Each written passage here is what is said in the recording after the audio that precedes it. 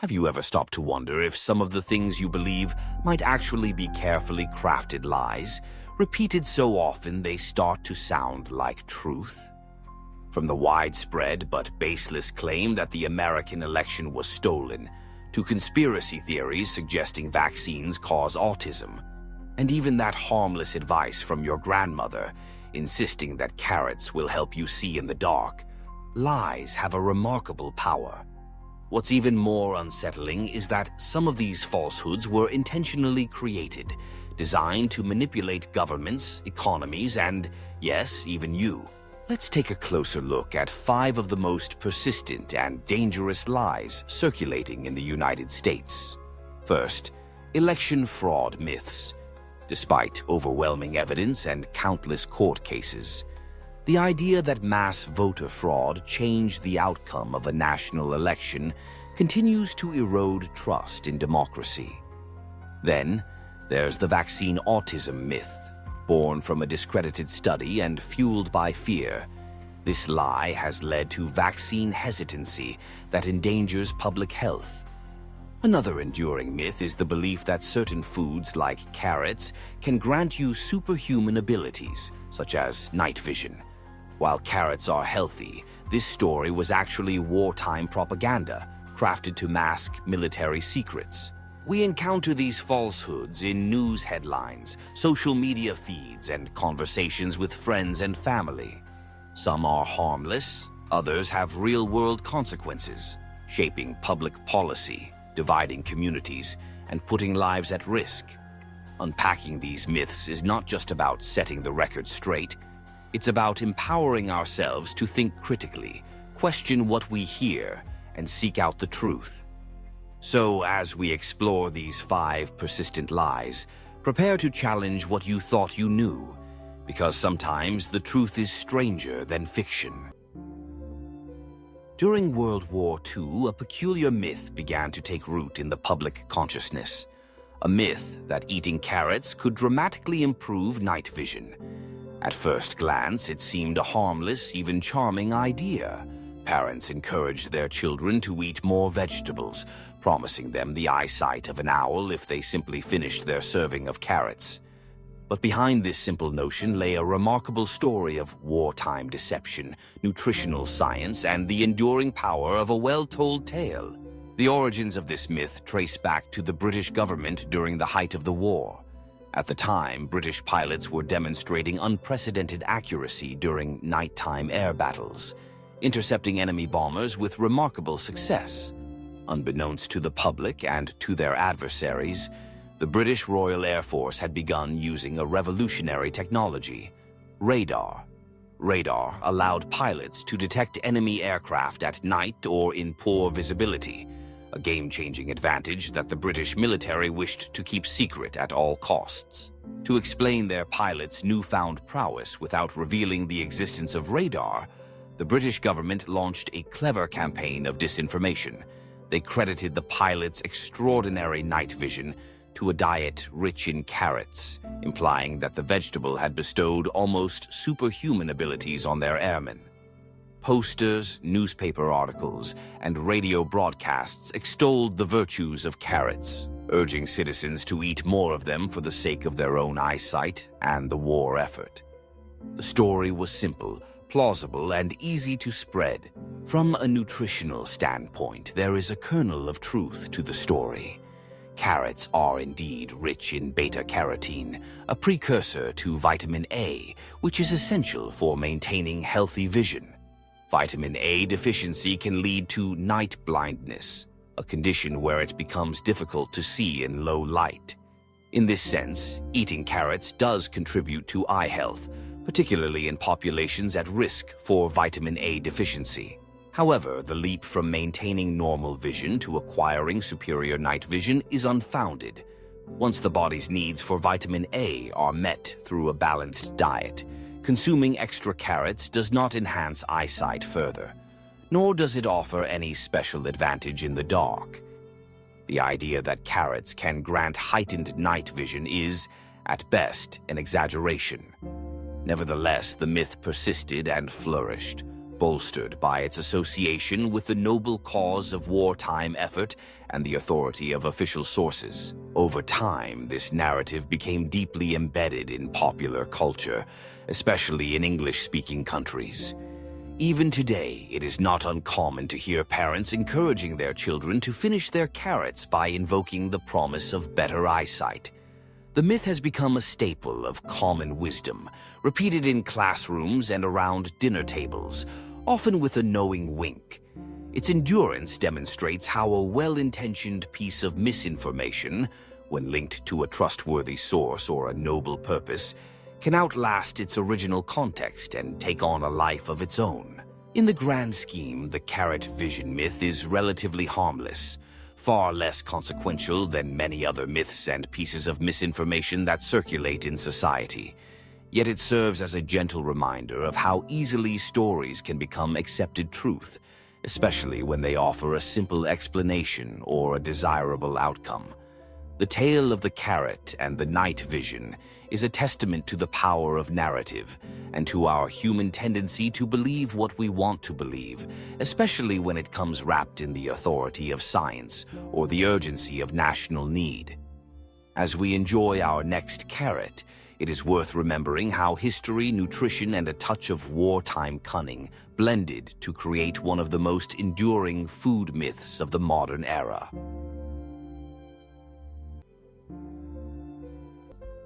The persistent myth that vaccines cause autism stands as one of the most damaging medical falsehoods of recent decades. Its roots trace back to 1998 when Andrew Wakefield published a now infamous study in the respected medical journal The Lancet.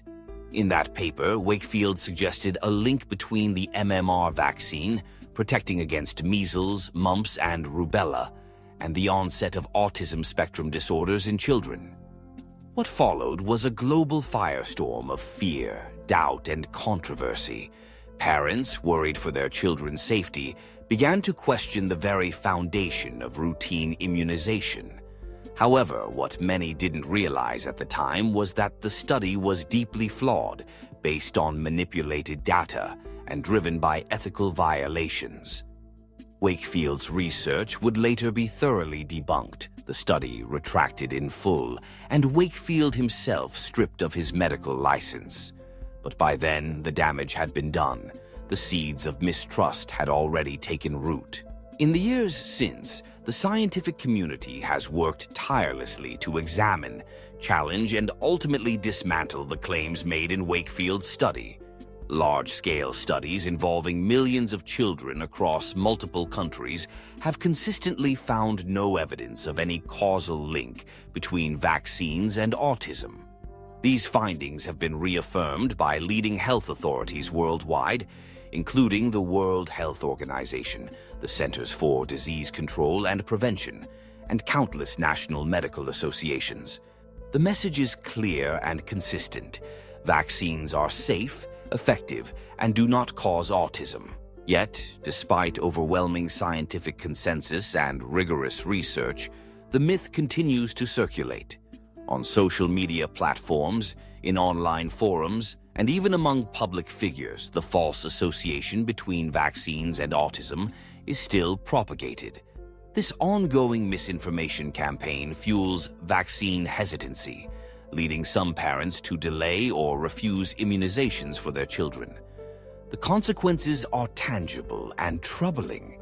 Diseases that were once nearly eradicated, such as measles, have seen a resurgence in communities with declining vaccination rates.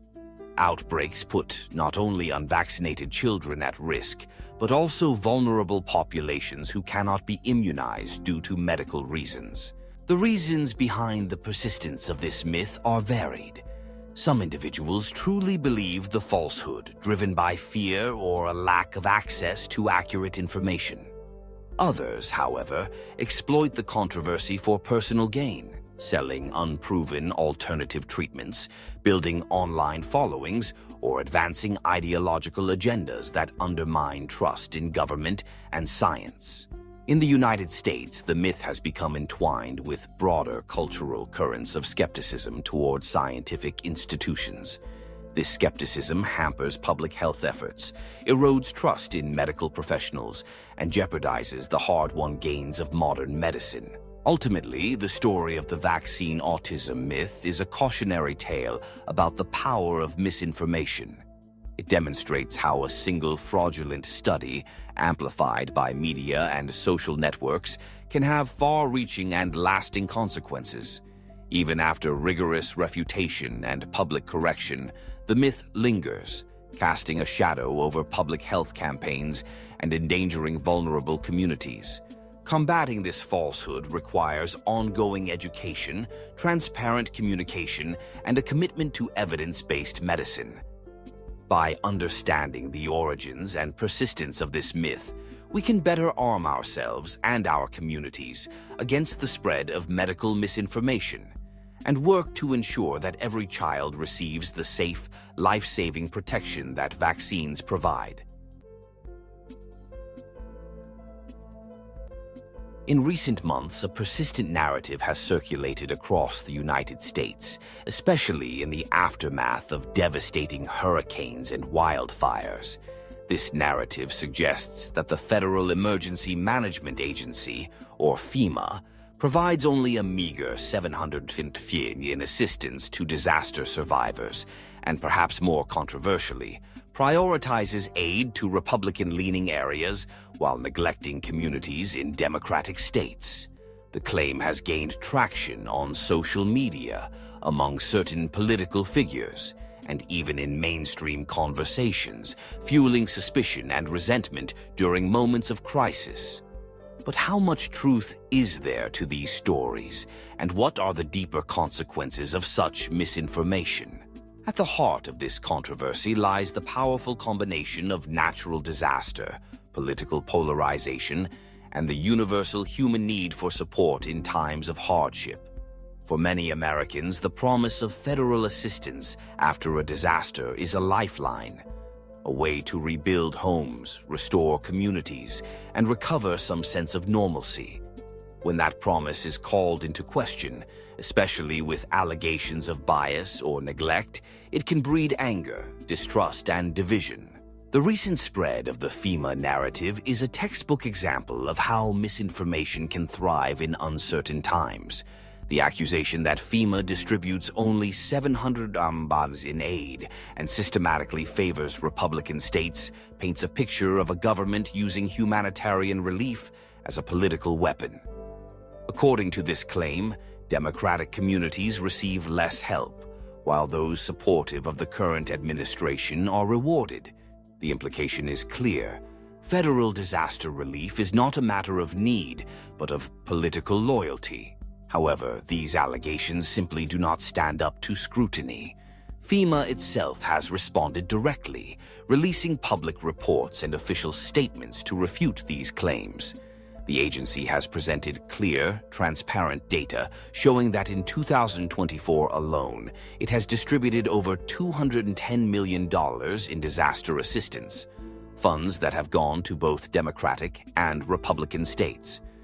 For example, recent official figures highlight that Connecticut, a state governed by Democrats, has received over $9 million in federal disaster aid, while Florida, a Republican stronghold, has been allocated more than $1 billion to support homeowners and renters affected by natural disasters.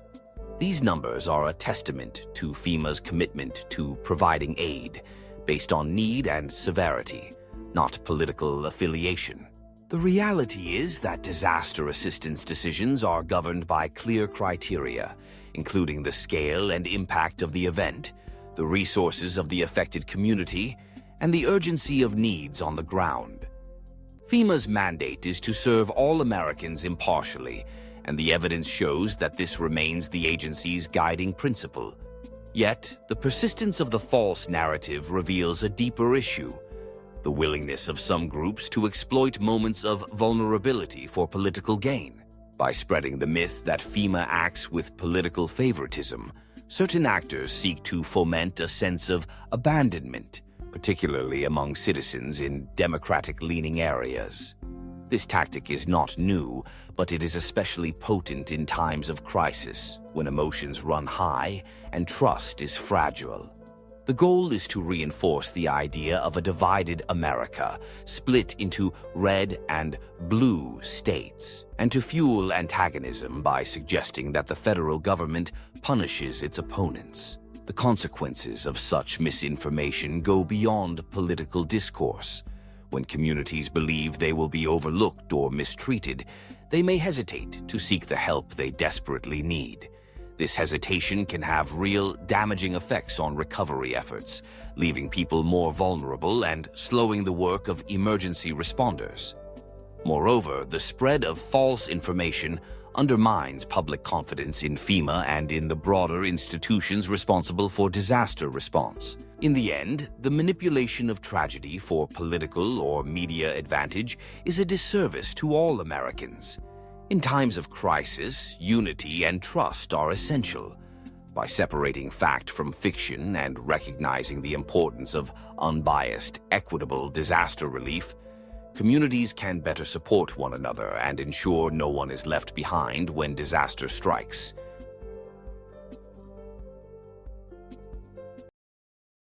The claim that the 2020 United States presidential election was fraudulent stands as one of the most widespread and consequential falsehoods in recent political history. This allegation, primarily propagated by former President Donald Trump and his closest allies after his defeat by Joe Biden, fundamentally altered the landscape of American democracy. Despite overwhelming evidence disproving the claims, over 60 lawsuits dismissed for lack of substantiation, comprehensive independent audits, and confirmations from both the Department of Justice and the Cybersecurity and Infrastructure Security Agency, the narrative of a stolen election persisted, gripping a significant portion of the Republican electorate. The consequences of this lie have been profound and far-reaching. At its core, the perpetuation of electoral fraud claims has eroded public trust in the very foundation of democratic governance, the electoral process. Long after the votes were tallied and certified, millions of Americans continued to believe, against all evidence, that the election was rigged. This belief was not a mere private suspicion. It manifested in concrete, sometimes dangerous actions. On January 6, 2021, a violent mob stormed the United States Capitol, seeking to disrupt the certification of electoral results.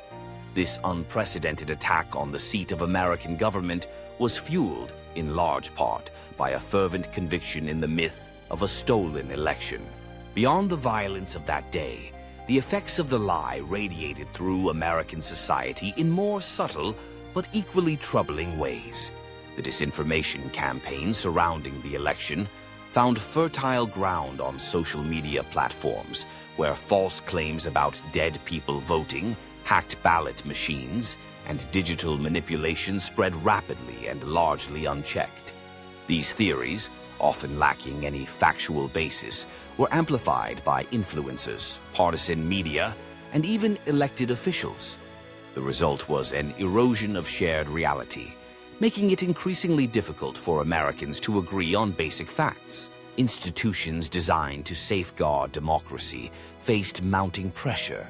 Election officials, many of whom had dedicated their careers to ensuring fair and accurate voting, became targets of harassment and threats. The credibility of nonpartisan oversight bodies was undermined, as false narratives painted them as complicit in imagined conspiracies.